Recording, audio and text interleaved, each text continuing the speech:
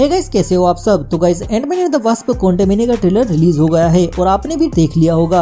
लेकिन जैसा कि हमने ट्रेलर में देखा है कि किंग स्कॉट को किसी चीज को हासिल करने की मांग करता है और उस चीज के बदले स्कॉट को देने को कहता है समय। और जैसा हमें ट्रेलर में ही दिखाया गया है कि स्कॉट अपनी बेटी केसी की बचपन को मिस करता है, तो वो उस समय की पावर को लेकर अपनी बेटी के बचपन में जा सकेगा। लेकिन यहीं पर एक सवाल आता है कि स्कॉट इतना बड़ा खतरा मोल लेकर ऐसा करना क्यों चाहता है। तो गाइस, समय एक ऐसी चीज है जो स्कॉट लैंग के पास कभी नहीं थी, खासकर अपनी बेटी के साथ। वह पहली बार जेल गया था, इसलिए उसने अपनी बेटी के साथ का बहुत समय खो दिया था। उसके बाद 5 साल फिर गायब होने की वजह से वो बहुत सारा समय खो बैठा, जो वो अपनी फैमिली अपनी बेटी के साथ गुजार सकता था।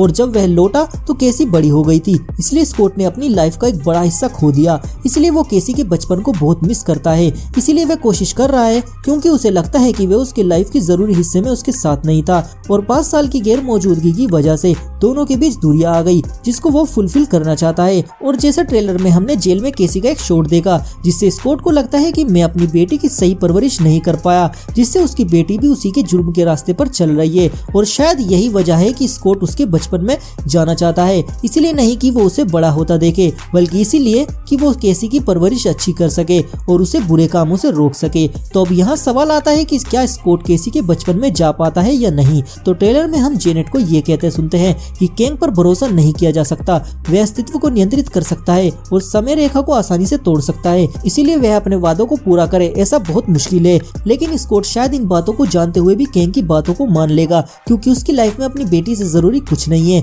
लेकिन अगर जेनेट की बातें सच हुई तो स्कॉट को खुद को और अपने परिवार को क्वांटम एरिया से बाहर निकालना बहुत मुश्किल हो जाएगा।